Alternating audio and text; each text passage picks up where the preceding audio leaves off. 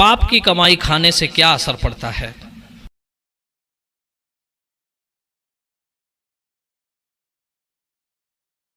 क्या अधर्म के कमाए हुए धन से दान आदि करने से पाप लगता है या नहीं।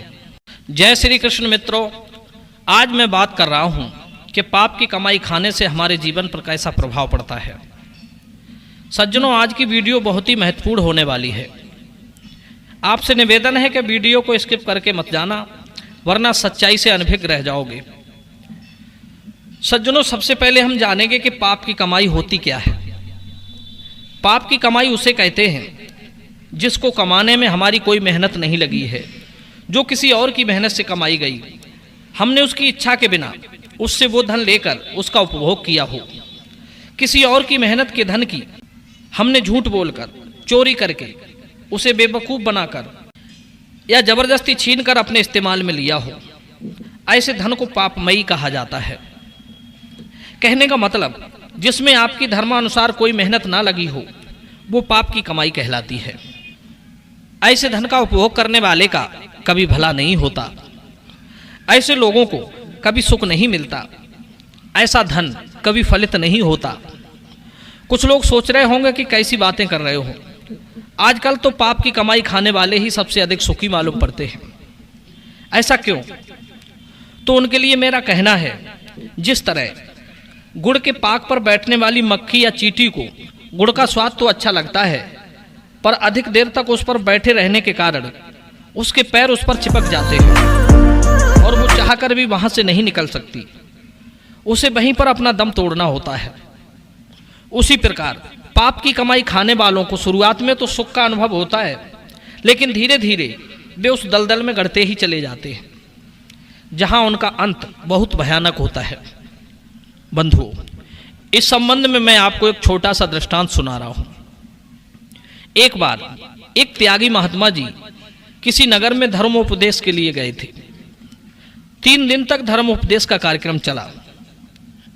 बड़ी भारी संख्या में शहर के लोग उनका प्रवचन सुनने आए थे। एक सज्जन व्यक्ति के घर उनके ठहरने की व्यवस्था कर दी गई। महात्मा जी को अपने घर में ठहरा कर उस सज्जन व्यक्ति को भी बड़ा संतोष हुआ कि चलो, भगवान की एक पवित्र पुण्य आत्मा हमारे घर में ठहरी हुई है, इनके चरण पड़ने से हमारा घर भी पवित्र हो जाएगा। वो अपने आप को धन्य समझने लगा। 3 दिन तक महात्मा जी उसके यहाँ ठहरे। अचानक से एक दिन वे महात्मा जी उसके घर से बिना बताए चले गए। उसी दिन उस सज्जन व्यक्ति के घर से एक सोने का हार चोरी हो गया। अब तो सब चोर की खोज करने के लिए निकल पड़े। आखिर हार को कौन चुरा कर ले गया? महात्मा जी ने हार चुरा लिया होगा, ऐसा तो किसी ने सपने में भी नहीं सोचा था, क्योंकि महात्मा जी त्यागी पुरुष थे और बहुत ही विद्वान थे। लोग चोर को ढूंढते ढूंढते थक गए, मगर चोर नहीं मिला। अचानक से वही महात्मा जी उसके द्वार पर लौट कर आ गए। सज्जन व्यक्ति ने देखा कि द्वार पर महात्मा जी खड़े हैं, जो बहुत उदास हैं, जिनके नेत्र नीचे को झुके हुए थे। उनकी हालत ऐसी थी जैसे उन्होंने कोई अपराध किया हो। वे कुछ कहना चाह रहे थे, पर उनके मुख से कोई शब्द नहीं निकल रहा था। उस सज्जन व्यक्ति ने पूछा, कहिए महात्मा जी, कैसे दर्शन दिया? सब ठीक तो है ना? महात्मा जी ने कहा, क्षमा कीजिए, मुझसे एक बड़ा अपराध हो गया है, इसीलिए मैं तुम्हारे द्वार पर आया हूं। मुझे अपने ऊपर लज्जा आ रही है, मैं आत्मग्लानि से मरा जा रहा हूं। इतना कहकर महात्मा जी ने अपनी झोली से वो हार निकालकर उस गृहस्थ को दे दिया। हार को लेते हुए उस गृहस्थ ने कहा, महात्मा जी, मुझे आपसे तनिक भी घृणा नहीं है। गलती हर मनुष्य से हो सकती है, आप इतने दुखी क्यों हो? बंधुओं, महात्मा जी लज्जा के मारे उसके द्वार पर बैठकर रोने लगे। गृहस्थ को उन पर बड़ी दया आ गई। कहने लगा, आप रोइए नहीं, मैंने आपको क्षमा कर दिया है। आपने अपनी गलती को लेकर दुख प्रकट किया है, ये काफी है। परंतु मैं आपसे एक बात जानना चाहता हूं कि इतने बड़े त्यागी और विद्वान होते हुए भी आपने भला मेरे घर से हार क्यों चुराया और फिर क्यों लौटाने आ गए? पछताते हुए महात्मा जी कहने लगे, क्या बताऊं भाई, ये सब बुरे अन्न का दुष्प्रभाव था। गृहस्थ कहने लगा, स्वामी जी, अन्न का कुप्रभाव का भला हार की चोरी से क्या संबंध? महात्मा जी कहने लगे, भाई, अन्न का इस मन पर अच्छा या बुरा प्रभाव दोनों पड़ सकते हैं। कहते हैं जैसा खाओगे अन्न वैसा बनता है मन। ईमानदारी के अन्न से सद्प्रवृत्तियां उभरती हैं और बेईमानी के अन्न से कुप्रवृत्तियां आती हैं। अच्छे से अच्छे इंसान पर बुरी कमाई का खराब असर अपना कुफल दिखा सकता है।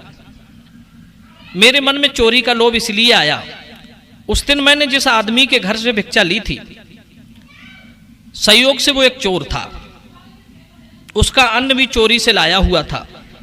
चोरी का अन्न खाने से मेरी बुद्धि में चोरी के भाव उत्पन्न हो गए, इसलिए मैंने सोने के हार की चोरी कर डाली। बुरे अन्न को खाने से मेरी बुद्धि भ्रष्ट हो गई थी। अब जब उस अन्न का असर खत्म हुआ है तो मेरी बुद्धि जागृत हुई और मेरी अंतरात्मा ने मुझे धिक्कारा, तो मैं ये आपका हार लौटाने आया हूं।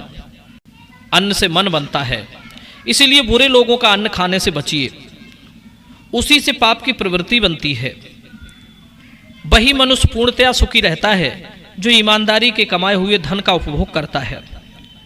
बेईमानी से कमाए हुए अन्न को खाकर चोरी, हिंसा, छल, कपट, भ्रष्टाचार, धोखेबाजी की बुरी आदतें पैदा होती हैं। अन्न का संबंध धर्म से है। जो अन्न सच्चे परिश्रम से कमाया गया है, मनुष्य उसी से स्वस्थ और निरोग रहता है और अच्छी बुद्धि विकसित होती है। पाप और पुण्य की स्थिति भोजन की पवित्रता पर निर्भर है। पाप की कमाई से रोग, शोक और चिंताएं उत्पन्न होती हैं। धर्म का वास्तविक ज्ञान मेहनत कर जीविका उपार्जन से ही होता है। भोजन बुद्धि का निर्माता है। पवित्र मार्गों द्वारा कमाए गए भोजन से आत्मबल, धर्माचरण और सद्गुणों का विकास होता है। और अंत में कुछ महत्वपूर्ण बातें। मुफ्त में मिली चीज हमेशा तंग करती रहती है। दूसरी बात, जो पाप कमाई, बुराई, पाप कर्म अधर्म से की जाती है और दान आदि करके पाप कर्म को यश में बदलने का प्रयत्न किया जाता है, वो पाप कर्म कभी ढकता नहीं, अपितु समय आने पर वो और बढ़ जाता है। इस वीडियो के बारे में आपके क्या विचार हैं, आप हमें कमेंट सेक्शन में बताएं। आप सभी दर्शकों का बहुत बहुत धन्यवाद। जय श्री कृष्णा, जय श्री राम।